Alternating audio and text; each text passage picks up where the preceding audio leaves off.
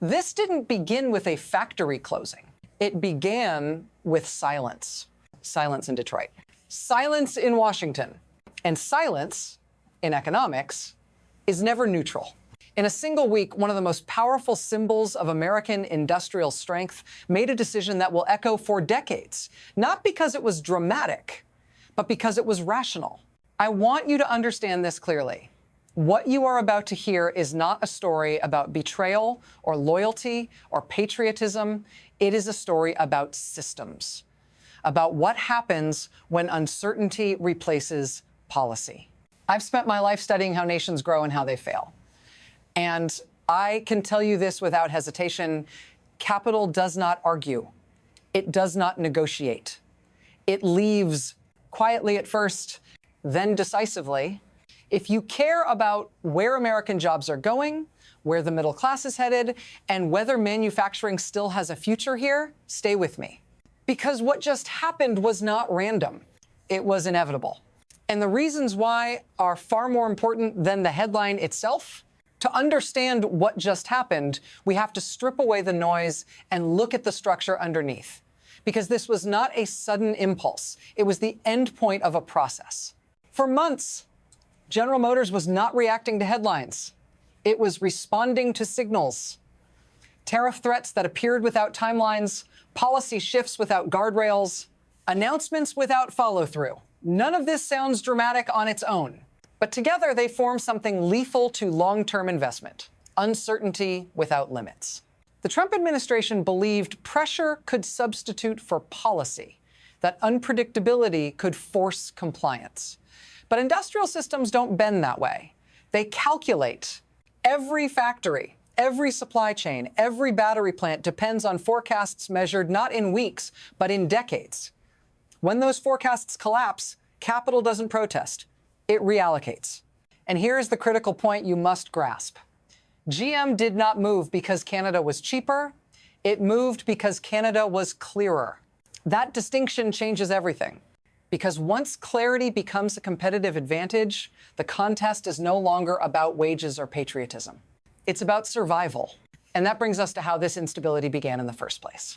To see the roots of this moment, we have to step back and look at how industrial policy actually works over time, not in speeches, not in election cycles, but in capital cycles. For decades, North American auto manufacturing functioned on an assumption of managed integration. Parts crossed borders multiple times. Labor specialized. Investment followed a predictable rhythm.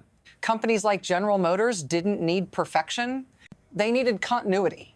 That system began to fracture when trade policy shifted from rule-based frameworks to episodic confrontation. Tariffs were no longer tools with defined objectives. They became signals that could change overnight. And when signals lose consistency, planning becomes guesswork. Electric vehicles made this fragility worse. Battery plants, charging infrastructure, and supply chains for critical minerals require massive upfront investment. These are not reversible decisions. Once you build them, you are locked in for decades. So when policy volatility entered the system, it didn't just raise costs. It altered time horizons. Executives began asking a different question. Not where is demand, but where will the rules still exist 10 years from now? That question reshaped every calculation. And once it did, the next phase was unavoidable. Because uncertainty, when sustained long enough, always produces a breaking point. And that breaking point arrived this spring. The breaking point did not arrive with a warning. It arrived with paperwork. Early one Monday morning, market watchers noticed something unusual. Not a press release, not a speech, but filings. Quiet, technical disclosures submitted to Canadian regulators by General Motors, the kind of filings a company only makes when something irreversible is already in motion. This is how real decisions surface. Not loudly, precisely. By the time analysts understood what they were seeing, the decision had already been made. Within 24 hours, the outline became unmistakable. A $25 billion commitment. Ontario, batteries, assembly, research, jobs, an entire industrial ecosystem relocated in one coordinated move. This was not improvisation, it was execution. And that is what shook Detroit. Not the scale of the investment, but the speed. GM did not negotiate publicly. It did not lobby for exemptions. It did not issue warnings. It simply acted.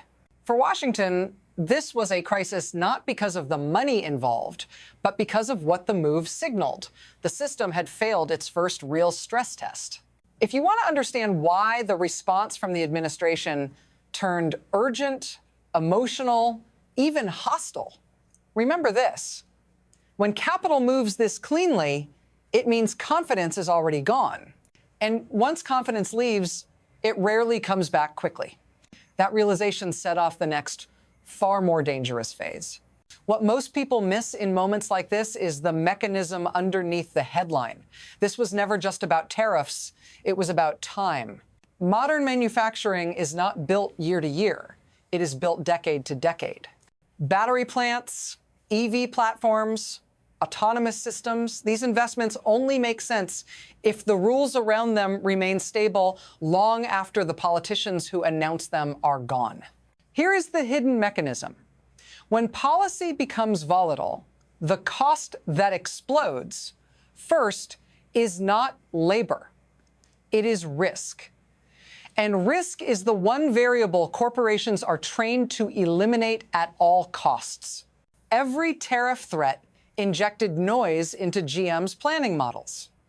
Every reversal widened the confidence interval. Every ambiguous statement forced executives to assign probabilities where certainty used to exist. Over time, those probabilities compound. What looks manageable at first becomes untenable. Canada understood this dynamic perfectly. Instead of competing on slogans or nationalism, it competed on architecture, long-term guarantees, regulatory continuity, workforce alignment, a clear runway. That is why this decision looks sudden from the outside but feels inevitable from the inside. Once predictability becomes more valuable than proximity, borders lose their meaning. And when one company proves that stability can be imported, others start asking the same question, not emotionally. Strategically, that is how individual decisions become systemic shifts. And once that shift begins, it does not stay contained. Because the next phase is not about one company anymore. It's about contagion. Contagion doesn't announce itself. It spreads through observation. Within days of GM's move, other executives across the industry began running the same models, not publicly, quietly. Boardrooms don't react to headlines, they react to proof. And GM provided proof that large-scale capital could relocate without collapse. Proof that governments would compete for stability, not punish mobility. Proof that the risk of staying had quietly surpassed the risk of leaving. This is when the second crisis began. Because once one firm demonstrates an exit path, uncertainty flips direction. The question is no longer, can we afford to move? It becomes, can we afford not to? Reports followed quickly, expansion plans reevaluated, Canadian options explored, incentive packages reopened, conversations that had been hypothetical turned operational. This is how industrial clusters unravel. Not through mass shutdowns, but through pauses, delays, indefinite holds. Factories don't disappear overnight. They fade as capital stops arriving. And when investment stops, decline becomes mechanical. What frightened Washington was not GM's announcement. It was the realization that this logic could not be contained by rhetoric. Because you cannot argue with a spreadsheet, and you cannot intimidate a model that has already reached its conclusion. At that point, the system had crossed a threshold. And the consequences would no longer be abstract. They would become personal. This is the moment where the abstraction ends. And where you enter the story, because while capital moves cleanly, people do not. If you were promised a job at a plant that is now paused indefinitely, uncertainty is not a theory, it's a mortgage, a school district, a retirement you can't postpone.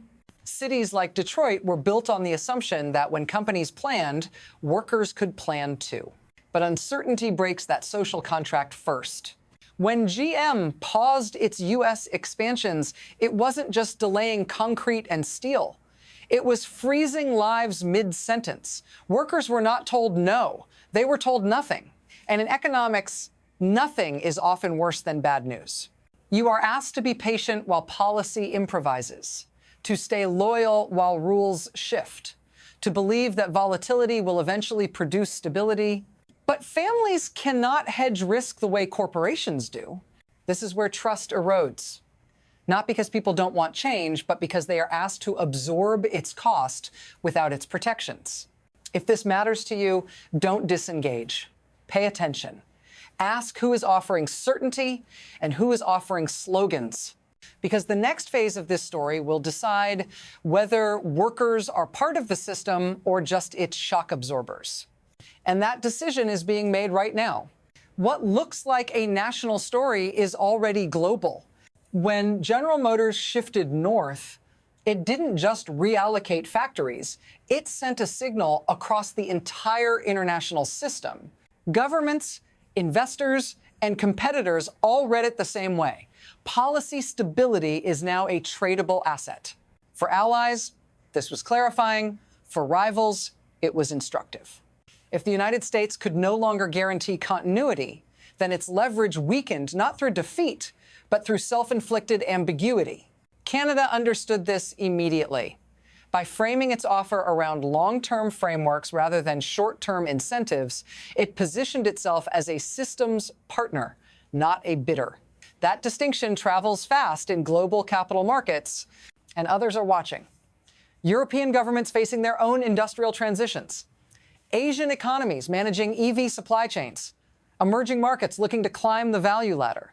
They are all asking the same question. Where can we build without fear of sudden rule changes? This is how influence erodes. Not with confrontation, but with comparison.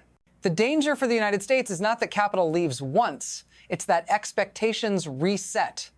Once investors believe instability is structural, reversing that belief becomes extraordinarily difficult. Because in a connected world, capital doesn't wait for reassurance. It follows precedent, and precedent has now been set, which forces us to confront the hardest question of all: what happens next? From here, the future splits into three paths. None of them are theoretical. All of them are already visible inside the data.